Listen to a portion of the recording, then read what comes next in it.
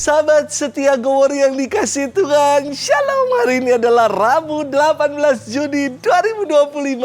Hari ini kita akan bersama-sama merenungkan firman Tuhan yang diambil dari Injil Matius 6 ayat 1 sampai dengan 6. Dilanjutkan ayat 16 sampai dengan 18. Mari kita siapkan hati kita. Haleluya, haleluya, haleluya, haleluya. Barang siapa mengasihi aku, ia akan menaati sabdaku.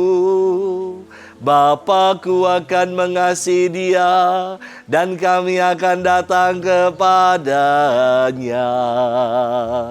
Haleluya, haleluya, haleluya, haleluya. Tuhan bersamamu dan bersama rohmu. Inilah Injil suci menurut Matius. Dimuliakanlah Tuhan. Dalam khotbah di bukit, Yesus bersabda, hati-hatilah jangan sampai melakukan kewajiban agamamu di depan orang supaya dilihat. Sebab jika demikian kalian takkan memperoleh upah dari Bapamu yang di surga. Jadi, apabila engkau memberi sedekah, janganlah engkau mencanangkan hal itu seperti yang dilakukan orang-orang munafik di rumah-rumah ibadat dan di lorong-lorong supaya dipuji orang. Aku berkata kepadamu, mereka sudah mendapat upahnya. Tetapi jika engkau memberi sedekah, janganlah tangan kirimu tahu apa yang diperbuat tangan kananmu. Hendaklah sedekahmu itu tersembunyi, maka Bapamu yang melihat yang tersembunyi akan membalasnya kepadamu.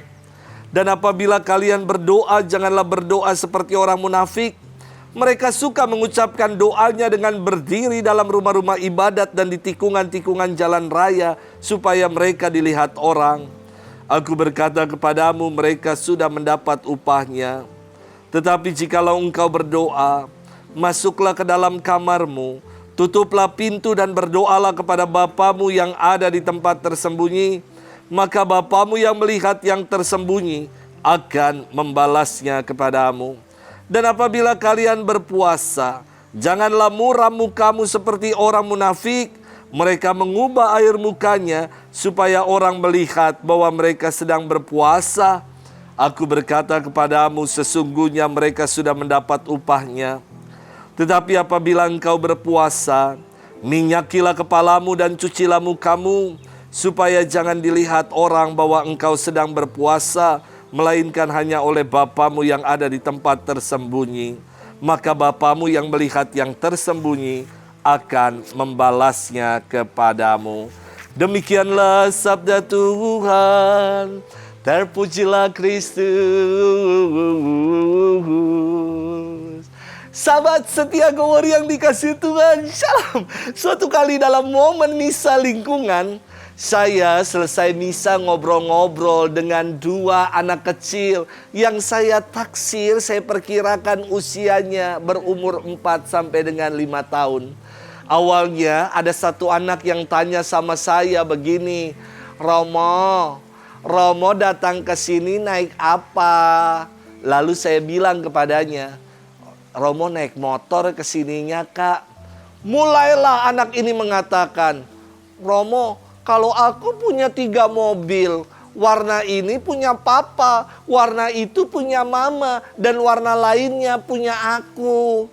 Anak yang satunya tidak mau kalah dengan mengatakan, aku punya 4 mobil, Romo. Buset, ini masih bocah aja udah pada flexing. Maka saya langsung alihkan pembicaraan dengan bertanya kepada anak-anak ini. Kakak, kalau kakak bobok, kakak doa dulu kagak? Doa, Romo. Kalau bangun dari tidur pagi-pagi, kakak doa apa enggak? Mulai mereka diam. Lalu saya tanya, kenapa kok diam? Aku enggak doa karena kalau dibangunin pagi nangis. Sahabat setia Gowor yang dikasih Tuhan. Firman Tuhan hari ini mengatakan, hati-hatilah. Jangan sampai melakukan kewajiban agamamu di hadapan orang supaya dilihat. Artinya apa? Jangan sampai kita melakukan segala olah kesalehan kita sebagai proyek cari muka, sebagai proyek selfie demi mencari popularitas untuk disanjung, dipuja dan dipuji. Hal inilah yang dikritik oleh Yesus dengan mengatakan, jangan kalian seperti orang munafik. Mengapa orang munafik dikritik oleh Yesus? Karena orang-orang macam ini melakukan segala olah kesalehan dengan maksud sekedar mendapatkan pujian dan sanjungan dari orang lain. Mereka menjadikan olah kesalehan sebagai panggung drama untuk mencari popularitas dan tepuk tangan.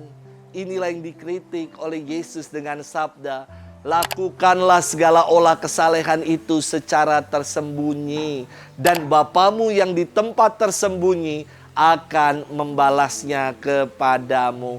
Jangan flexing ketika kita berbuat kebaikan. Sahabat setia Glory yang dikasihi Tuhan, mengapa segala yang baik perlu dilakukan secara tersembunyi?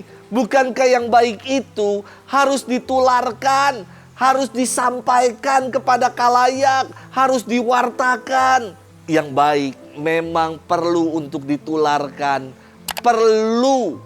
Namun maksud kita untuk melakukan segala yang baik ini harus juga benar, yakni bukan untuk dipamerkan atau sekedar flexing saja. Pertanyaan untuk kita renungkan, apakah segala olah kesalehan yang telah kita buat, segala yang baik telah kita buat itu juga didasarkan atas dasar motivasi yang baik pula? Semoga itulah yang mau kita upayakan, melakukan yang baik dengan dasar motivasi yang baik, bukan untuk pamer, bukan untuk cari pujian dan sanjungan, tetapi melakukan kebaikan karena Allah telah berbuat baik terlebih dahulu kepadaku. Selamat bermenung. Tuhan memberkati kita selalu, Bapa dan Putra dan Roh Kudus. Amin.